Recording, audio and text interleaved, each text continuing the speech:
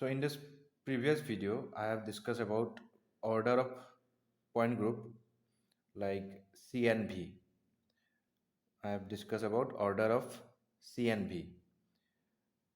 And now in this video, I'll discuss about some other point group, order of other point group. So let's start this video. So first of all, let's take one molecule C, F, H, Br and chlorine. तो इसमें क्या है, chlorine carbon तो बीच में है, centre में है, और ये फ्लोरीन और हाइड्रोजन एक प्लेन में है। फ्लोरीन, कार्बन और हाइड्रोजन एक प्लेन में है, इस प्लेन पे है। उसके बाद क्या है, ब्रोमीन ऊपर की तरफ है, इस प्लेन के ऊपर की तरफ है, और क्लोरीन प्लेन के नीचे है। तो इसका तो पॉइंट ग्रुप क्या होगा, इसमें सिर्फ एक ही इसमें कोई एक्सिस ही नहीं है। ठीक है, कोई एक्सिस नहीं है, एक्सिस ऑफ सिमेट्री नहीं है, और कोई भी सिर्फ इसमें क्या होगा, आइडेंटिटी एलिमेंट होगा। तो इसका पॉइंट ग्रुप होगा C1। ठीक है, इसमें सिर्फ आइडेंटिटी एलिमेंट है, तो आइडेंटिटी एलिमेंट का ऑर्डर क्या होता है, 1। ठीक है, तो ये बहुत सिंपल है। इस मॉलिक्यूल का ऑर्डर, टोटल ऑर्डर क्या होगा, 1। ठीक है, अभी और एक मॉलिक्यूल लेते हैं। सपोज यहाँ पे बोरॉन है, ये हो गया फ्लोरीन, ये क्लोरीन, ये ब्रोमीन। तो आप बता सकते हो इसका पॉइंट ग्रुप क्या होगा। देखो यहाँ पे ऐसे अगर आप एक्सिस इमेजिन कर रहे हो, ऊपर की तरफ ब्रोमीन के बीच में से जा रहा है, तो क्या होगा, यहाँ तीनों जगह पे अलग अलग ग्रुप है, तो यहाँ पे C3 एक्सिस नहीं हो सकता।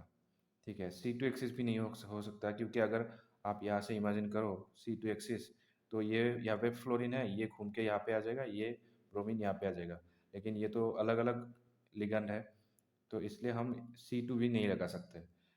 और इसके बाद centre of inversion, centre of inversion अगर यहाँ पे होगा तो क्लोरीन यहाँ पे होना चाहिए, एक क्लोरीन यहाँ पे, तो सेंटर इन्वर्जन होगा, लेकिन यहाँ पे तो नहीं है, तो सेंटर इन्वर्जन नहीं है। उसके बाद क्या इमेजिन कर सकते हो, प्लेन ऑफ सिमेट्री। तो प्लेन ऑफ सिमेट्री कैसे होगा, ये एक प्लेन पे है, ये एक प्लेनर मॉलिक्यूल है, बोरॉन, फ्लोरीन, क्लोरीन, ब्रोमीन, ये चारों एटम इस प्लेन पे है। ठीक है, तो इस प्लेन पे है, तो इसलिए क्या बोल सकते हैं कि इसमें एक प्लेन है। और बाकी और प्लेन है कि नहीं, ये देखने के लिए क्या करते हैं, एक प्लेन ऐसे इमेजिन कर रहे हैं, ऊपर से लेके ऐसे ऐसे फ्लोरीन और ब्रोमीन को काट रहा है। तो काटने से क्या होगा, इस तरफ प्लेन के इस तरफ क्लोरीन है, इस तरफ ब्रोमीन है, तो ये प्लेन नहीं इमेजिन कर सकते, ये भी नहीं है, ये भी नहीं है। ठीक है, तो यहाँ पे सिर्फ आइडेंटिटी एलिमेंट होगा, और क्या होगा, एक प्लेन होगा।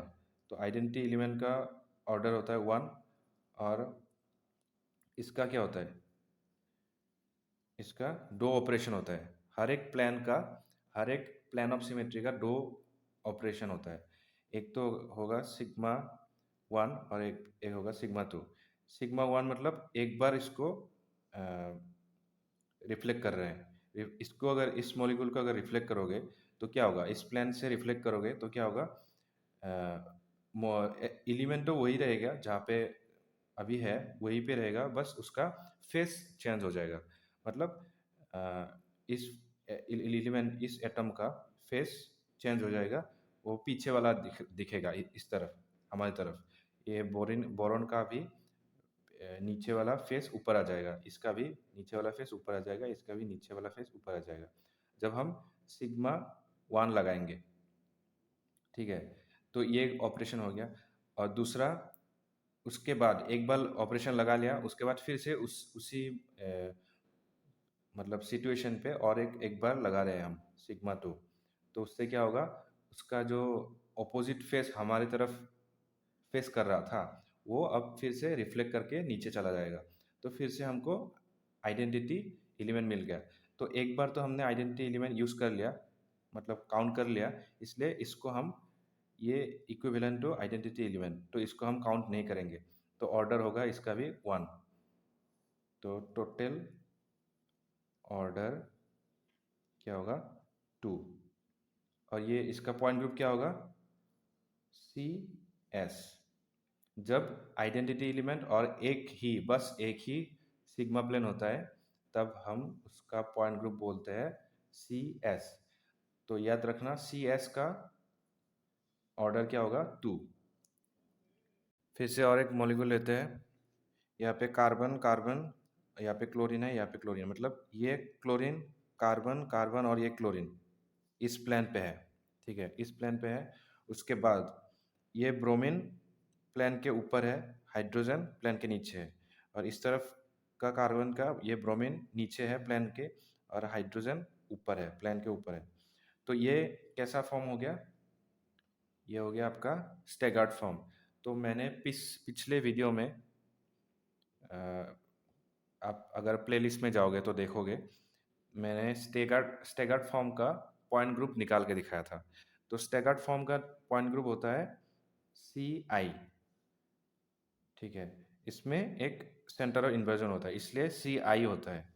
देखो ये यहाँ से अगर ड्रॉ करोगे ऐसे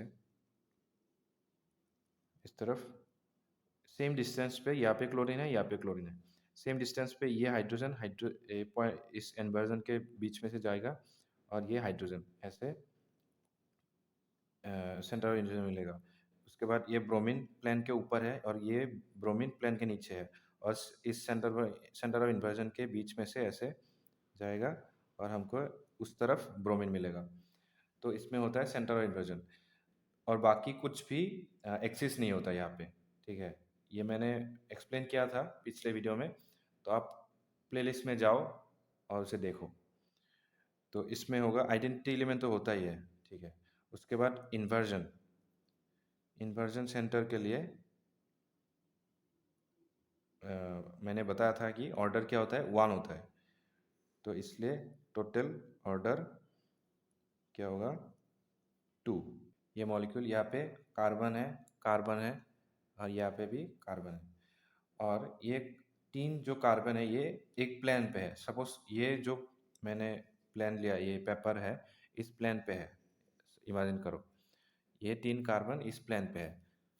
उसके बाद ये हाइड्रोजन क्लोरीन और ये हाइड्रोजन प्लेन के ऊपर है। ठीक है, और उसके बाद ये हाइड्रोजन और ये क्लोरीन प्लेन के नीचे है। ठीक है, तो इसका पॉइंट पहले तो देखना होगा कि इसका पॉइंट ग्रुप क्या होगा, उसके बाद हम बता सकते हैं कि इसका ऑर्डर क्या होगा। ठीक है, तो अगर आप देखो कैसे एक आइडेंटिटी एलिमेंट तो होगा ही। उसके बाद एक्सिस देखते हैं हम, एक्सिस कैसे होगा, ऐसे ये कार्बन और ये जो बॉन्ड है, इस बॉन्ड के बीच में से एक ऐसे एक्सिस इमेजिन करो।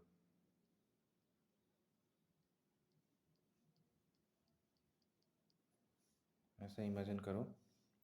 ठीक है, तो इसको आप C2 एक्सिस से घुमाओ, मतलब 180 डिग्री से घुमाओ। तो क्या होगा, ये कार्बन उसी जगह पे होगा क्योंकि ये जो एक्सिस है इस कार्बन के बीच में जा रहा है। उसके बाद ये पॉइंट का अभी कोई पोजीशन चेंज नहीं होगा। क्या होगा, ये जब इसको हम ऐसे C2 एक्सिस से घुमाएंगे तो क्या होगा, ये कार्बन ऐसे ऊपर से ऐसे घूम के यहाँ पे आ जाएगा। ठीक है, और ये कार्बन ऐसे घूम के यहाँ पे आ जाएगा। ठीक है, उसी तरह ये हाइड्रोजन ऐसे घूम के नीचे आ जाएगा और ये हाइड्रोजन ऊपर यहाँ पे आ जाएगा। ठीक उसी तरह ये क्लोरीन जब ऐसे इसको घुमाओगे तो ये कार्बन तो घूम रहा है ना, ये कार्बन जब यहाँ पे आ जाएगा तो इस कार्बन पे जो ये क्लोरीन बॉन्डेड है ये भी आ जाएगा। ठीक है, तो ये क्लोरीन इमेजिन करो, ये कार्बन ऐसे घूम के यहाँ पे आ जाएगा, तो ये क्लोरीन कहाँ पे जाएगा, ये क्लोरीन ऐसे घूम के यहाँ पे आ जाएगा। ठीक है, ठीक उसी तरह ये हाइड्रोजन यहाँ पे आ जाएगा, ये क्लोरीन ऐसे घूम के यहाँ पे आ जाएगा क्योंकि ये कार्बन यहाँ पे आ गया। ठीक है, इस कार्बन पे जो क्लोरीन बॉन्डेड है तो ये भी आ जाएगा इस तरफ, ये कार्बन यहाँ पे आ गया और ये क्लोरीन ऐसे घूम के यहाँ पे आ जाएगा। तो हमको एक C2 एक्सिस मिल गया, ठीक है। बाकी और एक्सिस इमेजिन करोगे तो नहीं मिलेगा, क्योंकि अगर आप ठीक उसी तरह यहाँ से जैसे हमने इसको इमेजिन किया, इस कार्बन और इस मिडिल पॉइंट के बीच में से, ठीक उसी तरह से इस पॉइंट कार्बन और इस मिडिल पॉइंट के बीच में से अगर आप इमेजिन करोगे तो क्या होगा, ये क्लोरीन ऐसे अगर एक्सिस इमेजिन करो, ऐसे इसको घुमा रहे हो तो क्या होगा, ये कार्बन तो पोजीशन चेंज नहीं होगा, उधर ही रहेगा, लेकिन ये क्लोरीन ऐसे घूम के हाइड्रोजन की जगह पे आ जाएगा, हाइड्रोजन यहाँ पे आ जाएगा। तो हमको ऐसा एक्सिस नहीं मिल सकता जहाँ पे हमको इक्विवेलेंट स्ट्रक्चर नहीं मिलता, ठीक है। तो यहाँ पे सिर्फ हमको एक ही C2 एक्सिस मिलेगा। तो एक तो हो गया आपका आइडेंटिटी एलिमेंट के लिए ऑर्डर होता है 1। उसके बाद C2, ठीक है। C2 में क्या होता है, मैंने बताया था C2 में दो ऑपरेशन होता है, एक तो C21 और एक C22। मतलब एक बार घुमाने से C21, उसके बाद फिर से और एक बार घुमा रहा है हमको उसको, तो उसको बोलेंगे C22, ठीक है। एक बार घुमाने से क्या होगा, ये क्लोरीन यहाँ पे आ जाएगा, इसको अगर 1 बोल दो और ये 2 है, ठीक है। तो क्या होगा, ये क्लोरीन यहाँ पे आ जाएगा, ये क्लोरीन यहाँ पे आ जाएगा, ठीक है। C1 यहाँ पे, C2 यहाँ पे आ जाएगा। तो ये हो गया आपका इक्विवेलेंट स्ट्रक्चर, नॉट आइडेंटिटी, ठीक है। उसके बाद ये हो गया आपका C21 ऑपरेशन लगाने से हमको ये मिल रहा है, ठीक है।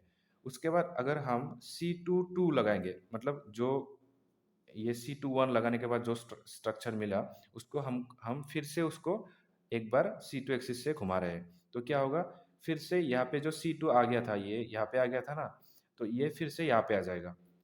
यहाँ पे आ जाने से हमको क्या मिलेगा, और यहाँ पे जो C1 आया था वो फिर से यहाँ पे आ जाएगा।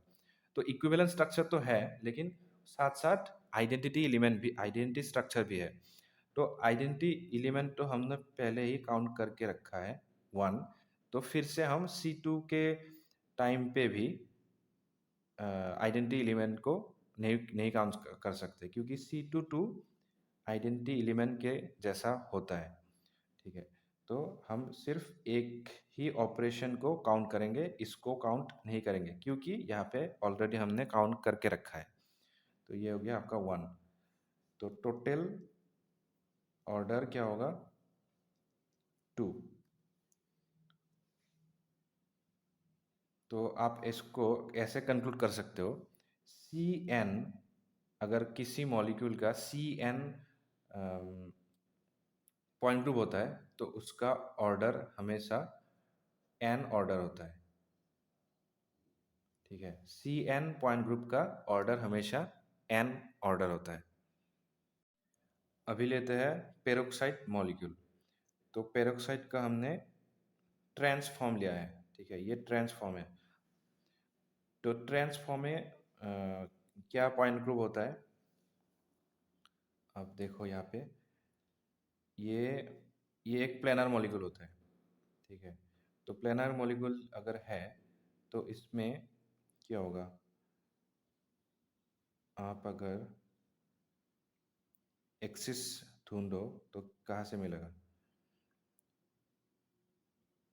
यहाँ पे ऐसे ऐसे ऊपर, मतलब इस पॉइंट से ऊपर एक एक्सिस इमेजिन करो, ठीक है।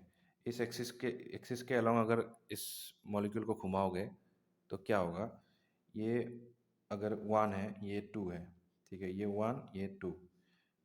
तो ऐसे अगर इसको घुमाओगे, एक्सिस ऊपर की तरफ है, तो ये आपका इधर घूम के आ जाएगा। C2 एक्सिस से अगर 180 डिग्री से घुमाओगे तो O1 O2 पे आ जाएगा, O2 यहाँ पे आ जाएगा। ठीक उसी तरह O1 अगर यहाँ पे आ गया तो H1 भी घूम के यहाँ पे आ जाएगा और H2 घूम के यहाँ पे आ जाएगा। तो आप बोल सकते हो कि यहाँ पे एक C2 एक्सिस है। और एक्सिस अगर इमेजिन करो, ऐसे ऐसे अगर एक्सिस इमेजिन करो, इस प्लेन पे एक्सिस है सपोज, ठीक है। तो क्या होगा, मॉलिक्यूल ये O1 ऐसे प्लेन के ऊपर से आके O2 पे आ जाएगा और O2 प्लेन के नीचे से आके O1 पे आ जाएगा, ठीक है।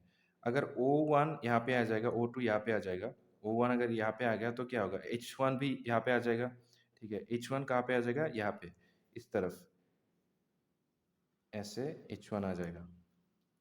और O2 अगर यहाँ पे आ गया तो H2 यहाँ पे आ जाएगा। ठीक है, तो ये तो इक्विवेलेंट स्ट्रक्चर नहीं है, तो हम बोल सकते हैं कि यहाँ पे ऐसे, मतलब यहाँ से ऐसे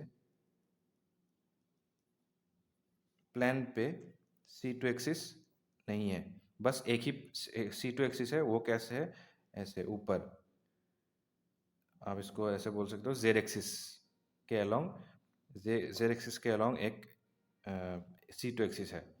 ठीक है, उसके बाद और कुछ है कि नहीं, और एक है, देखो, अगर ये तो प्लेनर मॉलिक्यूल है, तो ये जिस भी प्लेन पे है वो प्लेन इस एक दो तीन चार चार मॉलिक्यूल एटम को बीच में से काट के जाएगा, तो उसको भी हम काउंट कर सकते हैं। तो ये जो इस पेपर के प्लेन पे ये मॉलिक्यूल है, H1 O1 O2 H2। ठीक है, तो ये प्लेन इस चारों एटम के बीच में से ऐसे काट के जाएगा बीच में से, तो इसको हम काउंट कर सकते हैं। और अगर एक प्लेन इमेजिन करो, ऐसे ऐसे है, ठीक है, ऊपर की तरफ ऐसे, तो क्या होगा, इस तरफ तो O1 O2 इसको इक्वली डिवाइड कर रहा है, लेकिन अगर ऐसे प्लेन है ऊपर, ऐसे प्लेन है, तो H1 का रिफ्लेक्शन यहाँ पे आ जाएगा, H2 का रिफ्लेक्शन यहाँ पे आ जाएगा। ठीक है, ऐसा तो नहीं हो सकता, इक्विवेलेंट स्ट्रक्चर नहीं है, तो हम ऐसे प्लान इमेजिन नहीं कर सकते, बस एक ही प्लान मिलेगा हमको। उसके बाद और कुछ है कि नहीं, इसमें सेंटर ऑफ इन्वर्जन होगा। ये इस पॉइंट के दोनों तरफ ओ सेम डिस्टेंस पे ओ ऑक्सीजन है, और सेम डिस्टेंस पे यह हाइड्रोजन है, और इस सेम डिस्टेंस पे हाइड्रोजन है, मतलब अपोजिट डायरेक्शन में हाइड्रोजन है सेम डिस्टेंस पे, तो इसमें इन्वर्जन सेंटर भी होगा। तो आप बोल सकते हो आइडेंटिटी एलिमेंट तो होगा ही, C2 एक्सिस होगा, उसके बाद एक सिग्मा सिग्मा H होगा या फी होगा। देखो, यहाँ पे एक ही एक्सिस है, तो वही प्रिंसिपल एक्सिस होगा। एक्सिस कहाँ पे है, ऐसे है।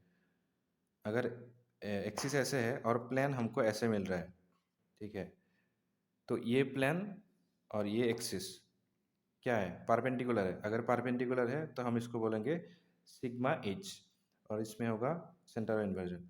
आइडेंटिटी एलिमेंट के लिए 1, C2 एक्सिस के लिए 1, प्लेन के लिए 1, और इन्वर्जन के लिए 1, तो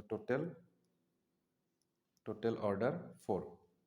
तो मीथेन आप सब लोगों को पता है कि इसका स्ट्रक्चर होता है टेट्राहेड्रल। तो ये हाइड्रोजन कार्बन और ये हाइड्रोजन एक प्लेन पे है, इस प्लेन पे है, और ये हाइड्रोजन प्लेन के ऊपर है, ये हाइड्रोजन प्लेन के नीचे है। ठीक है, ये टेट्राहाइड्रल। तो मैंने पिछले वीडियो में आपको दिखाया था कि टेट्राहाइड्रल स्ट्रक्चर या ऑक्टाहेड्रल स्ट्रक्चर में कितने सारे सिमेट्री एलिमेंट होते हैं, कौन से होते हैं। और आप अगर अभी तक नहीं देखे हैं तो मेरे प्लेलिस्ट में जाके देख सकते हो। प्लेलिस्ट का नाम है ग्रुप थ्योरी, और मैं लिंक डिस्क्रिप्शन में भी डाल दूंगा, तो आप वहाँ से भी देख सकते हो। तो मैं यहाँ पे डायरेक्टली बोल रहा हूँ कि यहाँ पे क्या होगा, आइडेंटिटी एलिमेंट होगा, उसके बाद थ्री सी थ्री एक्सिस होगा, उसके बाद 3C2 एक्सिस होगा, उसके बाद 6S4 एक्सिस होगा, और 6 सिग्मा D होगा। ठीक है, तो आइडेंटिटी एलिमेंट के लिए 1, उसके लिए 3, अगर 3 एक्सिस है ना यहाँ पे, तो 3 मल्टीप्लाइड बाई C3 का ऑर्डर होता है 2, तो इसका हो गया 6। उसके बाद यहाँ पे 3 है, 3 मल्टीप्लाइड बाई C2 का ऑर्डर होता है 1, तो इसलिए 3।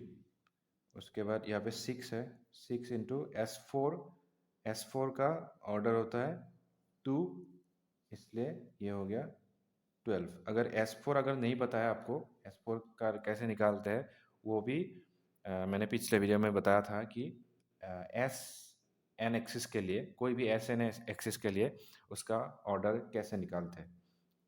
ठीक है, तो वो आप वहाँ पे देख सकते हो। तो ये हो गया 6 इंटू, और कोई भी प्लान है प्लेन का हमेशा 1 होता है, तो ये हो गया 6।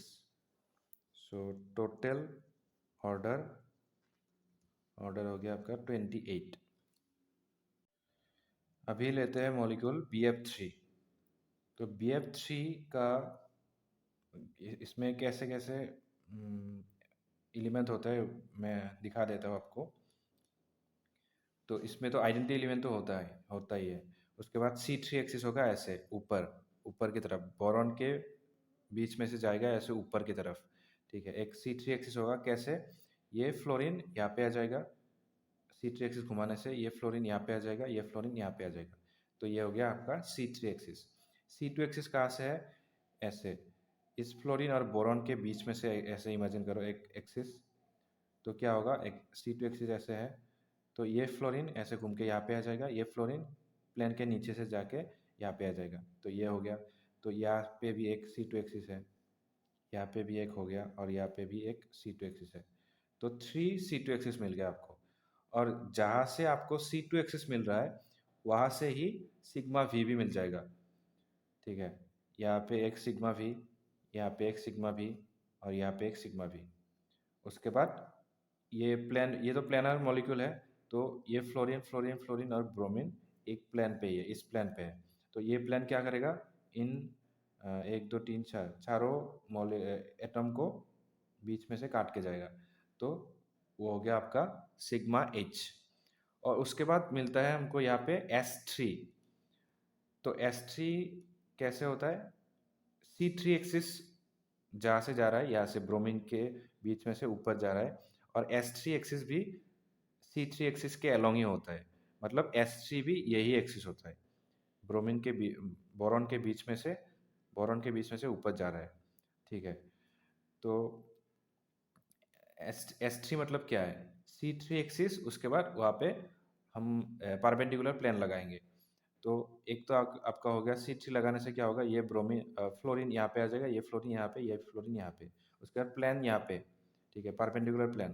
तो प्लेन क्या करेगा, प्लेन रिफ्लेक्ट करेगा अगर, तो पोजीशन तो वहीं पे रहेगा ना, बोरॉन फ्लोरीन वहीं पे रहेगा, ये फ्लोरीन वहीं पे रहेगा, ये फ्लोरीन वहीं पे रहेगा, बस उसका फेस चेंज हो जाएगा। ठीक है, फेस चेंज होने से भी हमको इक्विवेलेंट स्ट्रक्चर मिलता है। आइडेंटिटी एलिमेंट हमको नहीं चाहिए, हमको चाहिए इक्विवेलेंट स्ट्रक्चर। तो इक्विवेलेंट स्ट्रक्चर मिल जाएगा। अगर यहाँ पे अगर आपको समझ में नहीं आ रहा है, तो मैंने इस पे भी वीडियो बना के रखा है कि BF3 में कैसे S3 है। ठीक है, वो आप देख सकते हो।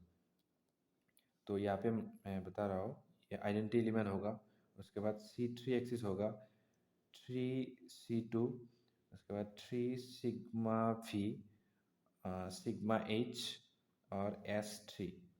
ठीक है, आइडेंटिटी एलिमेंट के लिए 1, C3 के लिए 2, यहाँ पे 3 है ना, 3 मल्टीप्लाइड बाई C2 के लिए 1, तो इसका 3 हो गया। उसके बाद यहाँ पे 3 है, 3 इंटू 1, मतलब प्लेन के लिए 1 होता है ना, तो ये 3। उसके बाद ये एक भी प्लेन है, एक ही प्लेन है, तो 1। उसके बाद S3 में S ऑपरेशन कितना होता है ये देखना होता है हमको। किसी भी SN अगर एक्सिस है किसी मॉलिक्यूल में, अगर SN एक्सिस है, तो SN में कितने SN इन्वॉल्व है, मतलब मैंने आपको मल्टीप्लिकेशन करके दिखाया था। मतलब SN एक्सिस के लिए ऑपरेशन कैसे दिखते हैं, कितने सारे ऑपरेशन होते हैं।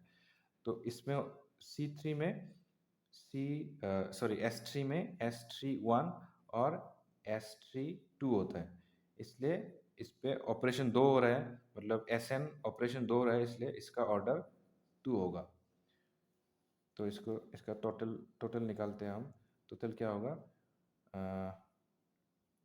इसका होगा 12। तो BF3 का ऑर्डर होता है 12। तो एज ए समरी आप इसको एक टेबल पे लिख सकते हो, टेबल बना के लिख सकते हो कि कौन से पॉइंट ग्रुप के लिए कौन सा ऑर्डर होता है। ठीक है, तो C1 के लिए ऑर्डर 1 होता है। उसके बाद CS, ये आपका 1, CS के लिए हमेशा 2 होता है। उसके बाद CI के लिए हमेशा 2 होता है। CN, CN के लिए N होता है, मतलब C2 भी हो सकता है, C3 भी हो सकता है, मतलब उसका पॉइंट ग्रुप अलग अलग मॉलिक्यूल का पॉइंट ग्रुप अलग अलग होता है ना। तो किसी मॉलिक्यूल का C3 हो सकता है, किसी मॉलिक्यूल C5 हो सकता है, 4 हो सकता है। तो जो इसका N होता है ना, वही उसका ऑर्डर होता है। ऐसे आप इसको याद कर सकते हो। तो CNV, अगर किसी मॉलिक्यूल का पॉइंट ग्रुप CNV है तो उसका ऑर्डर होगा ट्वाइस N। ठीक है। डायरेक्ट आप ये सब एलिमेंट कौन से एलिमेंट है उसको कितने सारे एलिमेंट है उसको मल्टीप्लाई करो, ये सब मतलब नहीं करना है हमको। एग्जाम पे टाइम कम मिलता है ना, तो इतना अगर मतलब निकालने जाओगे तो आपको टाइम बहुत खराब हो जाएगा। तो आप इसको बस मॉलिक्यूल देखना है, उसका पॉइंट ग्रुप देखना है, और पॉइंट ग्रुप देख के इस जो मैं टेबल बना रहा हूँ ना, इस टेबल को देख के जो उसका पॉइंट ग्रुप होता है उस हिसाब से आप डायरेक्टली उसका ऑर्डर बता सकते हो। ठीक है। तो CNV का ऑर्डर ट्वाइस N होता है। उसके बाद CNH, NH का भी ट्वाइस N ही होता है। ठीक है। N क्या है, ये N 1 2 3 4 कुछ भी हो सकता है मोलिक्यूल का। जैसे आपका पेरोक्साइड का C2H है, C2H, तो उसका ऑर्डर 2 × 2, N का वैल्यू 2 है, 2 × 2 4। तो मैंने आप इस वीडियो को रिवाइंड करके देखो, उसका मैंने पेरोक्साइड का फॉर्मेशन का ट्रांस का पेरोक्साइड का ऑर्डर मैंने निकाल के दिखाया था, 4 होता है। तो यहाँ पे 2 है ना, C2H। ठीक है। तो यहाँ पे 2 लगा दो, 2 × 2 4। उसके बाद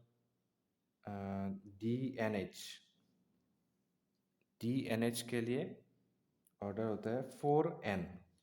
उसके बाद DND। अभी मैंने BF3 का बताया था, BF3 का क्या होता है, D3H।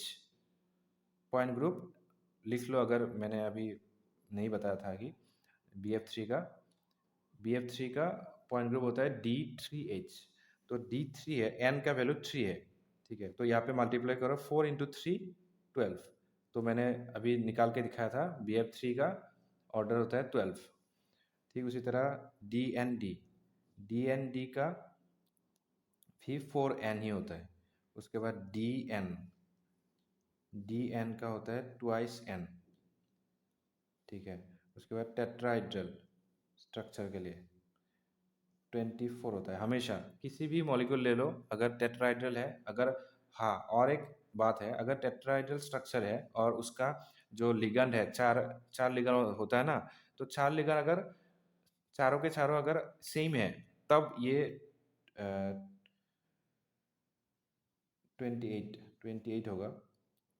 और अगर नहीं है, चारों के चारों अगर मॉलिक्यूल लिगेंड अगर सेम नहीं है, तो उसका पॉइंट ग्रुप अलग हो सकता है। लेकिन अगर जैसे कि मैंने अभी बताया था कि मीथेन में तो चारों तरफ हाइड्रोजन ही होता है ना, 4 हाइड्रोजन होता है, इसलिए उसका टेट्राहेड्रल स्ट्रक्चर मैंने निकाल के दिखाया था 28 होता है।